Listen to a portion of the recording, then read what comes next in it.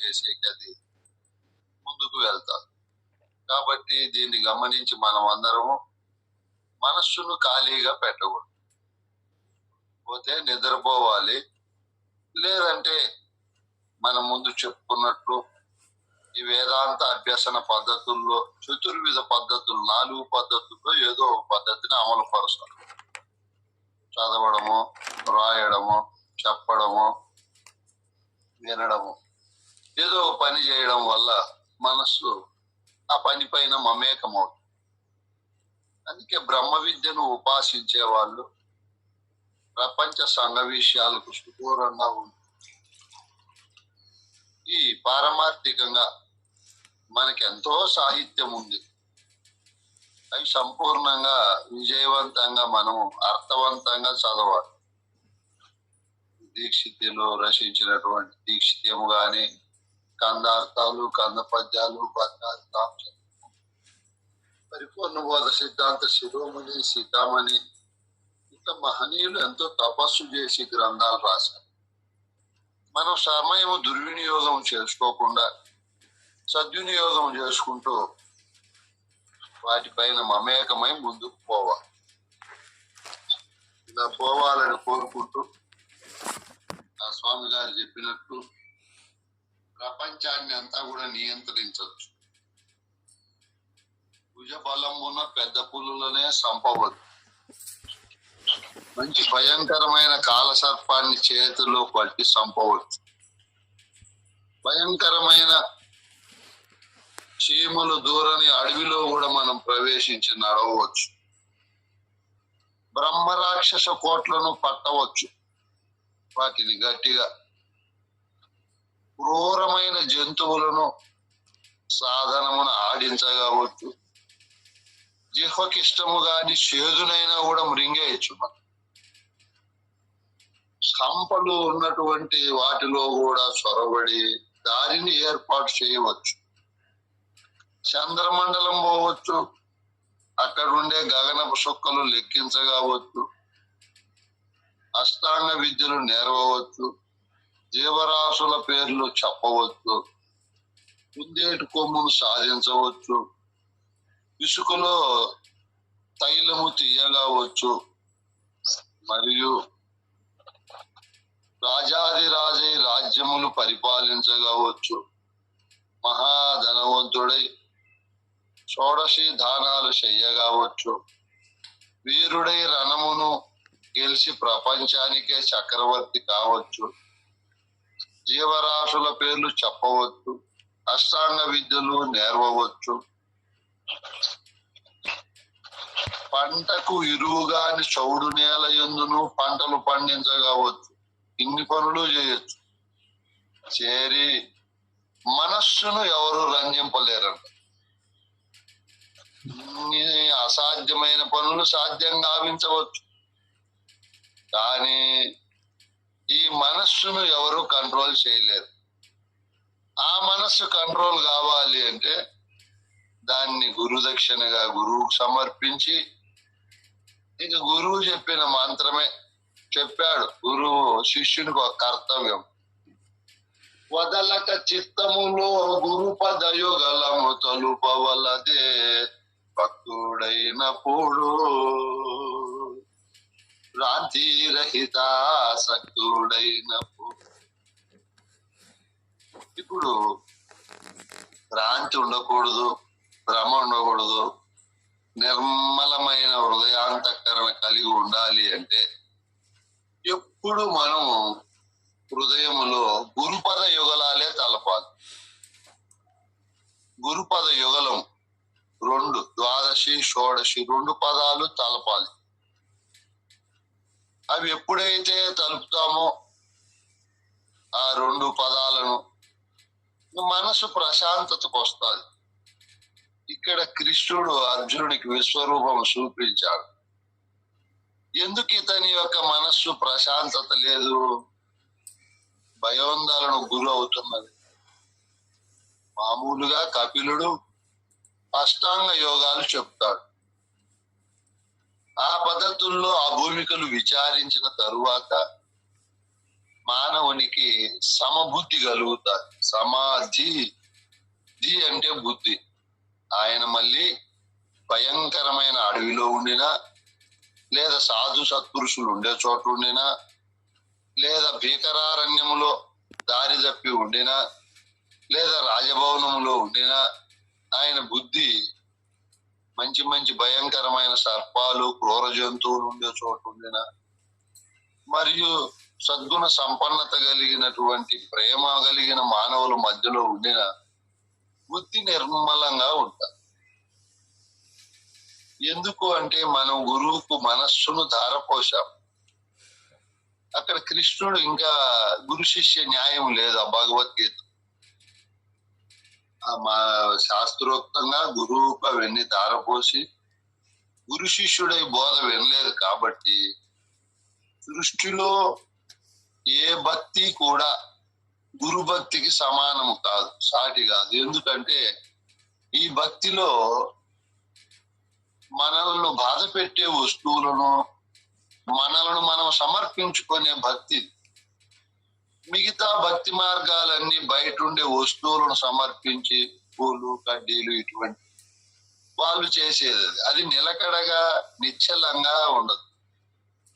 ఇక్కడ అర్జునుడు భగవద్గీతలో ఆయనకు నేను నీ శిష్యుడు అనుకొని చెప్పు అన్నాడే గాని మనకు శాస్త్రోక్తంగా సాధన చత్వారి సంపత్తిను కలిగి పరిపూర్ణుడైన సద్గురుని చేరి ద్వాదశ సాష్టాంగ దండంబులు అర్పించి తను ప్రాణ మన ధనములు వినయముగా గురువుకు ధారపోసి భక్తితో గురునకు స్థాన అంగ భావ ఆత్మసేవలు చేసి ఆయన్ను సంతోషపరచి ఆయన ద్వారా త్రివిధ దీక్షలు పొంది అస్తమస్తక సంయోగము చేపించుకొని నిజ కేవలాత్మోపదేశము వినలేదు కాబట్టి అర్జునునికి ఇక్కడ భయాందోళనలు కలుగుతుంది. కలిగి పరిపూర్ణ బోధను ఉన్నది ఉన్నట్లు దర్శించి లేనిది లేనట్లు విచారించిన వాడు అన్ని కాలాలలో ఒక భావనతోనే ఉంటాడు. భావచలనం ఉండదు వీరికి. అందుకే అచల మనస్క అంటాడు శిష్యుడు గురువు. చలనము లేని మనస్సు కలిగిన వాడు. ఆయన ఎక్కడన్నా ఉండని, యుద్ధ రంగములో ఉండని, లేదా సద్గురు పూజలో ఉండని, ఎక్కడన్నా ఉండని భావము నిర్మలమయ్యే ఉంటుంది. ఆందోళన చెందదు. అచల సాంప్రదాయంలో సాంగోపాంగంగా బోధ విన్నవాడు. ఇప్పుడు అర్జునునికి మనస్సు చెల్లిస్తా ఉంది. ఒక్కొక్కసారి నేను చూడలేను నీ రూపం అంటున్నాడు, నువ్వెవరు అంటున్నాడు. ఎన్నో కోణాల్లో ఆలోచనలు ఏదేమైనా ఇప్పుడు ఆ విశ్వరూపము చూసి కృష్ణుడితో ఈ విధంగా అంటున్నాడు. ఏమంటున్నాడు? ఇంకా గొప్ప గొప్ప మాటలు. మొదట అలా అన్నాడు. ఇప్పుడు ఎన్నో శ్లోకం నాయన. అయ్యా జయ గురుదేవయ్యా. అధ్యాయః విశ్వరూప సందర్శన యోగః. కశ్చాచ్మచ్చతేన నమేరన్ మహాత్మన్ గరీయసే బ్రాహ్మణోప్యాదికర్త్రే అనంత దేవేశ జగన్నివాస త్వమక్షరం సదసత్తత్పరం యత్ త్వమాదిదేవ పురుష పురాణః త్వమస్య విశ్వస్య పరం నిధానం వేత్తాసి వేద్యం చ పరం చ ధామ త్వయా తతం విశ్వమనంతరూపా వాయుర్యమోగ్నిర్వరుణ శశాంకః ప్రజాపతిస్త్వం ప్రపితామహశ్చ నమస్తేస్తు సహస్రకృత్వా పునశ్చ భూయోపి నమో నమస్తే. జై గురునాయన. ఏమని చెప్తున్నాడు అర్జునుడు? ఆయన విశ్వరూపాన్ని చూసి కస్మాచ్చతేన నమేరన్ మహాత్మన్ గరీయసే బ్రహ్మణోప్యాదికర్తే అనంత దేవేశ జగన్నివాస త్వమక్షరం సదసత్పరం యత్. ఈ సృష్టిలో గొప్పవారు త్రిమూర్తులు అని మన పురాణాలు చెప్తాయి. సృష్టికర్త బ్రహ్మదేవుడని, పోషణ లయకర్త శివుడని. భావత కృష్ణ ప్రభువులు తన కందార్థాల్లో నాయన ఎరుకోత్పత్తిని తెలియగా సరసిజ గర్భాదులైన చాలా రనేడచో అంట. ఎరుకంటే అది ఎలా ఉత్పత్తి అవుతున్నది అనే దాన్ని గురించి బ్రహ్మ విష్ణు మహేశ్వరులు కూడా చెప్పలేరు అంటున్నారు. ఎందుకు అంటున్నారంటే వాళ్ళు ఎరుక పుట్టిన తరువాత పుట్టినోళ్ళు. ఎరుక స్థానాన్ని అలంకరించి ఎరుకకు ముందు ఏముందో తెలియనటువంటి వారు వాళ్ళు. ఇక్కడ ఆ మాట చెప్తున్నాడు, ఈ సృష్టిలో చాలా గొప్పవాడు ఏ మహాత్మన్, ఓ మహాత్మా, ఓ కృష్ణ, గరీయసే అంటే గరీయుడు అంటే మీరు గొప్పవాళ్ళు అని. మనకు ఇక్కడ గరీయము అంటే గొప్పతనము, మిక్కిలి గొప్పదైన అని అర్థం. బ్రహ్మణోపి అంటే బ్రహ్మ, గరీయసే బ్రహ్మణో ప్యాదికర్తే, బ్రహ్మదేవుడు గొప్పవాడు సృష్టికర్త అని అందరూ చెప్తున్నారు. అధికర్తేతే అంటే బ్రహ్మదేవుడు ఏర్పడడానికి కూడా ఆయన కంటే ముందు అధికర్త అంటే ఆయన కంటే ముందు ఉండేవాడు. అర్జునుడు కృష్ణుని గురించి చెప్తున్నాడు, మీరు ఆయన కంటే ముందు ఉండేవారు, బ్రహ్మదేవుడు ఏర్పడడానికి కూడా మీరు మూలకారకులైన వారు. కస్మాత్ ఎందుకనగా ఇక్కడ ననమేరన్ అంటే నమస్కరింపై ఉండగలరు. మీకు బ్రహ్మదేవుని కంటే ముందే మీరు ఉండేవారు. ఏ అనంత దేవేశ, అనంత దేవుడు, ముగింపు లేనివాడు, ఎక్కడ చూసినా ఉండేవాడు. బ్రహ్మదేవుడు ఎక్కడ చూసినా ఉండేవాడు కాదు, ఎక్కడ సృష్టి అవుతే అక్కడే ఉంటాడు ఆయన. సృష్టి జరగని చోట ఉండడు. ఇక్కడికి అర్జునుడు కృష్ణుని మీరు ఎక్కడ చూసినా ఉండేవారయ్యా. జగన్నివాస అంటే జగత్తంతా కూడా మీ యందున నివాసమై ఉంది, మిమ్మల్ని ఆశ్రయించి ఉంది జగత్. సదసచ్చ అంటే సత్తు అసత్తు. సత్ అంటే మూడు కాలాలలో చెడని పదార్థం, మూడు అవస్థలకు మూలాధారమైన పదార్థం. అసత్తు అంటే ఒక కాలములో ఉండి ఒక కాలములో లేకపోయేది. అక్షరము అంటే నాశనము కానిది. ఎత్త ఏది గలదో సత్తు అసత్తు ఏర్పడడానికి మూలమైనటువంటి వాడు నువ్వు. మూడు కాలాలలో చెడని పదార్థము మరియు మూడు కాలాలలో మార్పు చెందే పదార్థము, రెండింటికి బలాన్ని ఇచ్చేవాడు నువ్వు సామాన్యుడు కాదు. సదసత్తులకు మూలమైన వాడు, బ్రహ్మ కంటే కూడా ముందుండేవాడు. కాబట్టి నువ్వు ముగింపు లేనివాడు. నీకు నేను ఈ సృష్టి అంతా కూడా నమస్కారం చేసి గౌరవించవలసినదే. చూడు, ఈ సృష్టికంతా ఆది పురుషునిగా, మొదటి పురుషునిగా అర్జునుడు కృష్ణుని కీర్తిస్తున్నాడు. మరియు ఈ జగత్తంతా ఆయనను ఆశ్రయించుకొని ఉన్నది అని చెప్తున్నాడు. మనం ప్రత్యక్షంగా బోధ విన్నప్పుడు చెప్పారు పెద్దలు, నాయన ఎరుకతో వచ్చిన విశ్వము. ఇక్కడ మన భాషలో కృష్ణుడన్నా, ఎరుకన్నా, ఆత్మన్నా, నేనన్నా, పరమాత్మన్నా, సత్తన్నా, చిత్తన్నా, అజడమన్నా, విద్య అన్నా, మరియు ఈశ్వరుడు, తైజసుడు, ప్రాజ్ఞుడు, ఈశ్వరుడు, బ్రహ్మ, ద్రష్ట, దృక్కు, క్షేత్రజ్ఞుడు, పురుషుడు, పురుషోత్తముడు, ఎన్ని పేర్లు ఉన్నాయో అన్నీ కూడా నేననే వస్తువుకే. ఈ నేననే తెర ఉంటే నేననే తెర పైన విశ్వం ఏర్పడుతుంది. నేననే తెరలేనప్పుడు విశ్వము ఏర్పడదు. ఈ సినిమా ఆగిపోతాం. పొద్దున్నే 4:30-5కు మనకు స్టార్ట్ అవుతుంది. ఈ ఎరుక అనేది ఏర్పాట్లేకి వస్తుంది. వస్తానే విశ్వం అంతా దానిపైన తోస్తుంది. కాబట్టి ఈ విశ్వము జడమైన విశ్వము అజడమైనటువంటి పరమాత్మ యందున కనపడుచున్నది. కృష్ణుడన్నా నేనన్నా రెండు ఒక్కటే. ఇప్పుడు అర్జునుడికి ఈ పదాల మధ్య ఉండే తారతమ్యం అర్థం కాలేదు కాబట్టి కృష్ణుడే కీర్తిస్తున్నాడు. ఓ మహానుభావ, నువ్వు ఆది పురుషుడువు, బ్రహ్మదేవుని కంటే కూడా మీరు గొప్పవారు. ఈ విశ్వమంతా మీ యందునే కనపడుతున్నది. మీరుంటేనే ఈ విశ్వము తోస్తున్నది. కాబట్టి మీరు నాశనము లేనివారు, అవినాశి. ఇప్పుడు మనల్ని గురువు శిష్యుని కూడా నువ్వు అవినాశి అంటాడు. మామూలుగా ఎలా అవినాశి చెప్పాడు కృష్ణ ప్రభువులు ఇంకొక అందార్థములు.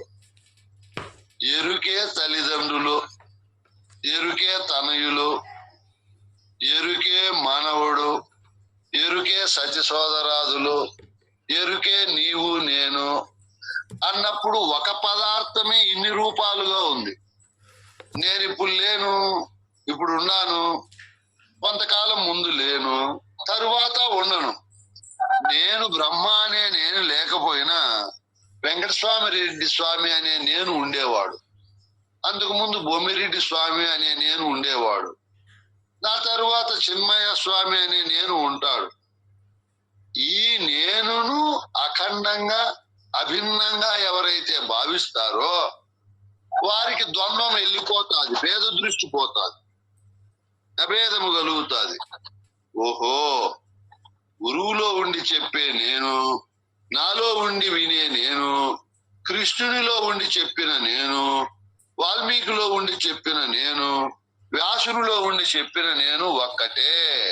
ఎవరింటిలో ఉండే నీరైనా H2O అనే సంకేతముతో ఉంటాది. ఒక హైడ్రోజన్ పరమాణువు, 2 ఆక్సిజన్ పరమాణువులు కలిస్తే ఎక్కడుండే నీరైనా ఉంటాది. అంతే దాని కోడ్.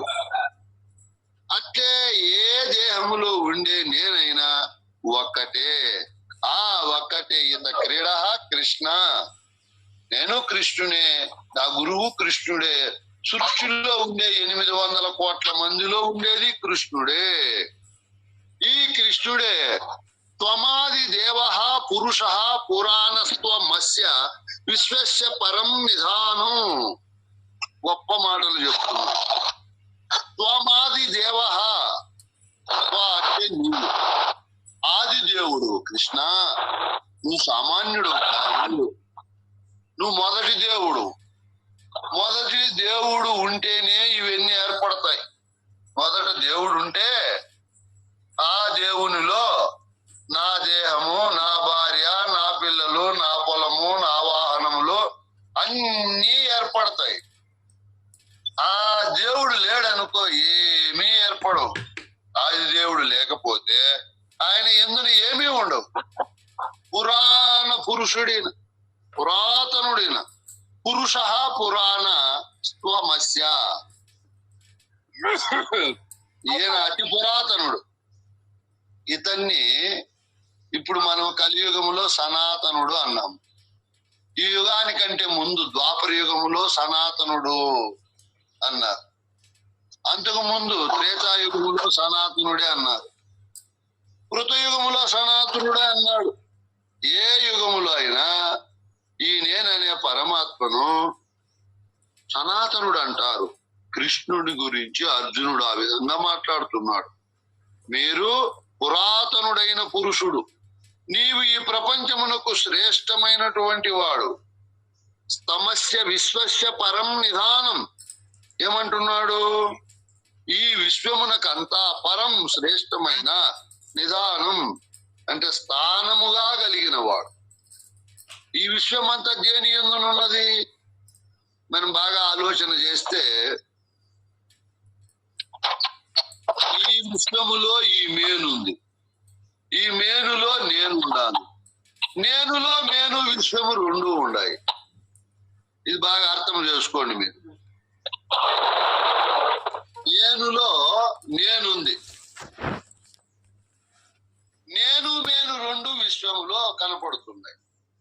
అయితే విశ్వములో నేను ఉంది అనేది విశ్వానికి తెలియదు, జడమది. ఇంకా మేనుకు నేను విశ్వములో ఉన్నాను, నా యందున నేను ఉంది అని మేనుకు తెలియదు, అది జడమే. ఇంకా అజడమైనటువంటి వస్తువే నేననేది. అజడమైనటువంటి వస్తువు ఆత్మ. ఇది అన్నిటికీ ఆధారమైనది, అన్నిటినీ తెలుసుకునే వస్తువు. కాబట్టి ఈ ఆత్మ యందునే అంతా ఉంది వ్యవహారం. ఎంత ఉంది అంటే ఇన్ని బ్రహ్మాండాలన్నీ కూడా దాంట్లోనే ఉన్నాయి, చెప్పేకి సాధ్యం కాదు. అందుకే అఖిలాండ కోటి బ్రహ్మాండ నాయక అన్నారు. అష్టోత్తర శతనామావళిలో ఈ నేననే కృష్ణునికి 108 పేర్లలో అఖిలాండ కోటి ఎన్నుండాయన ఆయన అంటే కోటి. కోటి అంటే ఒకటని కాదు, ఇంకా అనంతము అని. ఈ అనంతమైన బ్రహ్మాండాలు కోటాను కోట్లన్నీ కూడా ఆయనలోనే ఉన్నాయి. ఈ ప్రపంచమంతా ఆయన నివాస స్థానంలో ఉంది, నేనులో ఉంది. మీరు బాగా ఆలోచన చేయండి. ఇప్పుడు ఒక రాజిరెడ్డి స్వామిని మనం తీసుకుందాం ఉపమానంగా. ఆయనకు మంచి ఇల్లు ఉంది. ఇంటిలో ఓ ఇల్లు నీవెవరు అంటే అది చెప్పలేదు, నేను పలానా రాజిరెడ్డి స్వామిని. ఆయన కారు ఉంది, కారు దగ్గరికి అడిగితే ఆ కారు చెప్పలేదు. ఇంట్లో నగలు ఉన్నాయి, క్యాష్ ఉంది, ఆయనకి ఇంకా ఏమేమో ఉన్నాయి అన్ని వస్తువులు. దేని పోయి అడిగినా ఆయన చెప్పలేవు. అదే రాజిరెడ్డి స్వామి దగ్గరికి పోయి, నాయనా ఈ దేహం ఎవరిదంటే నాదేను అంటాడు. ఇంకా దేహ సంబంధమైనవన్నీ జ్ఞానేంద్రియాలు, కర్మేంద్రియాలు, విషయేంద్రియాలు, పంచకోశాలు, అంతరేంద్రియాలు, పంచ ప్రాణాలు, సప్త ధాతువులు, చక్రాలు, అవస్థలు, మలములు, ఏషణత్రయాలు, వాసనత్రయాలు, హరిషడ్వర్గాలు, అష్టపాశాలు, సప్త వ్యసనాలు, ఇవన్నీ ఎవరు నాయన అంటే అన్నీ నావే స్వామి అంటాడు. ఎంటుకలు ఎవరు అంటే నావేనంటాడు. ఈ దేహం అంతా ఆయన తనలోనే పెట్టుకున్నాడు. ఇంకా అమ్మగారిని పోయి, అమ్మగారు ఎవరు అంటే నా భార్య స్వామి అంటాడు. కుమారులు, కోడన్లు, పొలము, ఇంకా ఏమేమి ఉన్నాయో వాళ్ళ ఇంట్లో, కుర్చీలు, సోఫాలు, పరుగులు, ఇంకా క్యాష్ ఎంత ఉంటారు స్వామి? పొలాలు ఎన్ని ఎకరాలు ఉన్నాయి రాజు? తీసుకోండేది ఉండదు అనుకుంటా కదా స్వామి.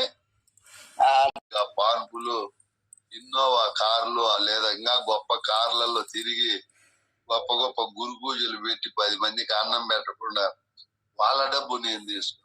ఏమి రాసి పెట్టినారు రాజ్యాంగంలో? తీసుకుంటే ఏం తప్పేముంది? వాళ్ళు ఇచ్చినప్పుడు దాచిపెట్టుకో, మళ్ళా వాళ్ళకి అవసరమైతే ఇవ్వు. ఇంత నువ్వు ఖర్చు పెట్టి వాళ్ళ కోసం సర్వస్వము వడ్డీ పెట్టి ఇప్పుడు నేను తీసుకోనంటే ఏమయ్యా అంత కట్టుబడి ఉంటావు? వాళ్ళ దగ్గర తీసుకోననే ఒక నియమానికి మంచి భోజనం తినవు, డబ్బు ఖర్చు పెట్టలేవు, భయము. ఎందుకు వాళ్ళకు వదిలేయాలా? ఇంత మనం రుణం తీర్చుకొని పిల్లలు మన రుణము. నేనే లేనప్పుడు నేనేందుకు ఏముంటాయి? మనలో నేననే అహంకారం ఉంది కాబట్టి ఈ కోశములో, ఈ నేననే కోశములో ఇంత లగేజీ ఉంది నాయన. ఎంత ఖాళీ చేసినా అక్కడ ఉత్పత్తి అవుతాది. చెప్పాడు, విశ్వోత్తీర్ణం అనేక దేహ నిలయం, విశ్వవ్యాపిన మాదిదేవ మమలం. ఈ నేననే దాని ఎందున ఇవన్నీ పుడుతూనే ఉంటాయి. తర్క వితర్క కుతర్క భావాలు పుడతాయి. వద్దు అన్నా కూడా, వద్దు నీ నిద్రపోవాలన్నా కూడా నీవు నిర్ణయించుకోండి నిర్ణయానికి కట్టుబడక ఆ నేననే వస్తువు ఎందున పడుకున్నా పుడుతుంటాయి, లేచినా పుడుతుంటాయి. వద్దు అన్నా కూడా పనికిరాని పంటలు ఎక్కువ పండుతాయి దాంట్లో. నిజమా పద్మ రాజిరెడ్డి స్వామి? అనుకుంటుంది అనుకో, ఈ రోజు ఏం నేర్చుకుందాములే అని పోస్ట్ పోన్ చేస్తారు. ఇట్లా పనికిరానివి వ్యతిరేక భావాలు, విపరీతార్థాలు, అసంభావనా భావాలు ఎన్నోలే, ఒకటి కాదు రెండు కాదు, ఇన్ని పంటలు పండుతూనే ఉంటాయి. ఈ నేను యందున ఈ విశ్వమంతా, ఈ ప్రపంచమంతా ఉంది. విశ్వస్య పరం నిధానం, నీ యందునే ఈ విశ్వమంతా సమస్తము ఉంది. నువ్వు పురాణ పురుషుడవు. వేత్తాసి వేద్యం చ పరం చ ధామ త్వయా తతం విశ్వమనంత రూప. విశ్వమనంత రూప, ఈ విశ్వమంతా కూడా ఎవరి యందున ఈ రూపం కనపడతా ఉంది నాయన. ఒక పెద్ద 5 అంతస్తుల మేడ ఎక్కి పైకి నిలబడి చూస్తే హైదరాబాద్ అంతా కనపడుతుంది. ఎవరి యందున కనపడతా ఉంది? ఆకాశం, నక్షత్రాలు, గ్రహాలు, ఉపగ్రహాలు, ఉల్కలు, తోకచుక్కలు, దుమ్ము, ధూళి, శిలా శకలాలు, ఆస్ట్రాయిడ్లు, మరియు పర్వతాలు, సముద్రాలు, నదులు, పీఠభూములు, జంతువులు, పక్షులు, క్రిమికీటకాలు, మరియు కుటుంబము, మనకు సంబంధించిన వస్తువులు, మరియు ఆ నేను యందునే కోపము, ఈర్ష్య, డంబము, అసూయ, కామము, మోసము, కుట్రలు అన్నీ దాని యందునే ఉన్నాయి. ఇప్పుడు ఎన్ని ఉన్నాయో మీకు టైం ఇచ్చి చెప్పమంటే 2-3 గంటలు చెప్పలేరు. దాని యందున ఏమేమి ఉండేది. వేత్తాసి వేద్యం అంటే మీరు వేత్తాసి వేద్యం, తెలుసుకొనవాడు, తెలుసుకొనబడినటువంటి వాడు నువ్వే నాయనా. ఇన్ని తెలిసి తనను తాను తెలియకుండా పోతే సుఖమా దుఃఖమా? మానవునికి ఇప్పుడు భూమండలంలో ఉండే 800 కోట్ల మందికి అన్ని తెలుసు, కానీ నేను పరమాత్మను, నేనే కృష్ణుని తెలియదు. ఇది ఏ 1000 మందికో 2000 మందికి కూడా తెలియదు ఈ విషయం.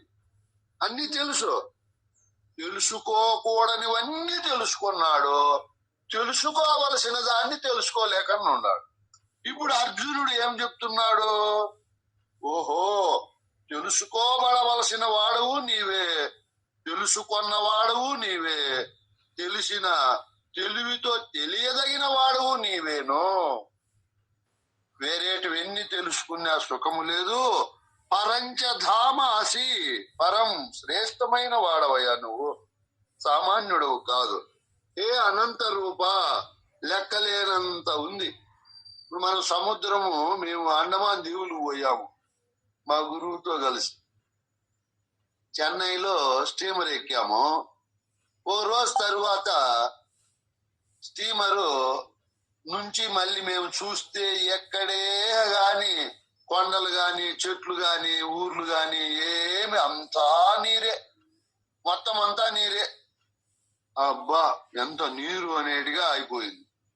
ఇప్పుడు మనకు అది అంత ఆకాశము, మనం బయటకు వచ్చి చూస్తే ఎంత అనంతంగా కనపడతాదో, ఇవన్నీ ఆ విశ్వరూపునిలో, ఆ నేననే అతనిలో ఇంత పెద్ద సముద్రాలైనా, ఇంత పెద్ద ఆకాశాలైనా రూపాయల పైసాకు కూడా పనికిరావు.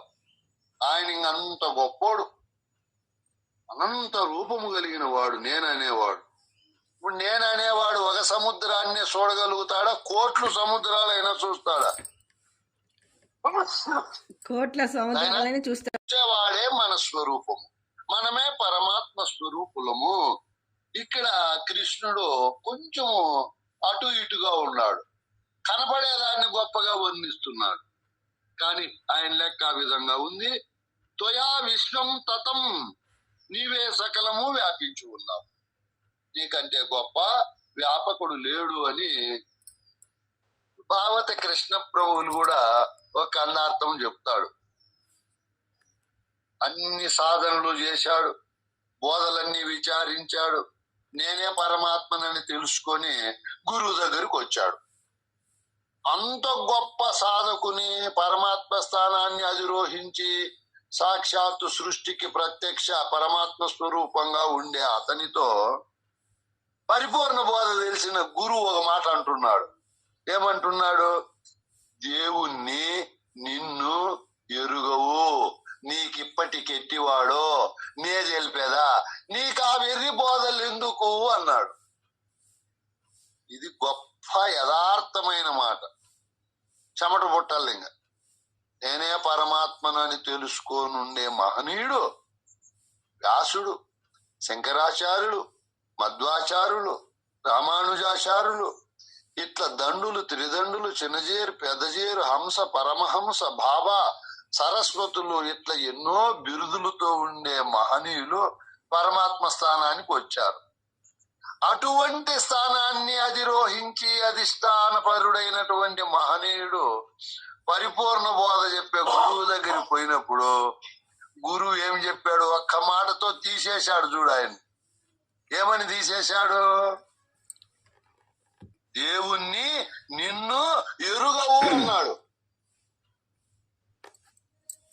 ఎందుకు అన్నాడు అనేది రేపు చెప్పండి నాయన, ఇప్పుడు సమయం తక్కువ ఉంది. ఇంత పరిపూర్ణ బోధ అంటే చూడు ఎంత గొప్పదో నాయన. అంత గొప్ప వాళ్ళకే నీకేం బోధ తెలియదు పో అన్నాడు. అన్ని సాధనలు చదివి, ఉపనిషత్తులు చదివి, బ్రహ్మసూత్రాలు చదివి, సాంఖ్యము, తారకము, అమనస్కము, మహావాక్యాలు, ఇతిహాసాలు, యోగ వాసిష్టము, జ్ఞాన వాసిష్టము, అద్వైత చంద్రికా విలాపము, వివేక చూడామణి, విచార సాగరము, సీతారామాంజనేయ సంవాదము, మహాయోగి కథ, ఆత్మకథ, దాసబోధ, భగవద్గీత, సృష్టిలో ఏమేమి పేరుగాంచినాయో అన్ని గ్రంథాలు చదివి నేను పరమాత్మనని తెలుసుకున్న మహనీయుని అచల గురువు చెప్పే మాట ఇది. అంత గొప్ప అతన్ని నేను జగద్గురువునని, జగద్గురు స్థానాన్ని అలంకరించిన వాణ్ణితో అచల గురువు చెప్పే మాట ఇది. ఏం మాట? దేవుణ్ణి నిన్ను ఎరుగవు, నీకిప్పటికెట్టివాడో నే తెలిపేదా, నీకు ఆ వెర్రి బోధలు ఎందుకు? అంత గొప్ప గొప్ప గ్రంథాలలో ఉండే బోధను వెర్రి బోధ అన్నాడు కృష్ణప్రభు. నేను ఈ మాట శ్రీకాకుళం సభల్లో అనింటే ఒక పిల్లోడు బ్రహ్మస్వామి వాళ్ళ క్లాస్మేట్ వాళ్ళతో కలిసి ఏమన్నా బోధ విచారించాడా, వాళ్ళకి తెలియదని ఇతనికి ఎందుకు ఎట్లా తెలుస్తుంది, అహంకారంగా మాట్లాడినాడు అని మాట్లాడినాడు. మనం ఎప్పటికీ అహంకారంగా మాట్లాడము. మన పెద్దల మాటను మనం పాస్ చేస్తాము. మన పెద్దల మాటకు మనం దాసాన దాసులం.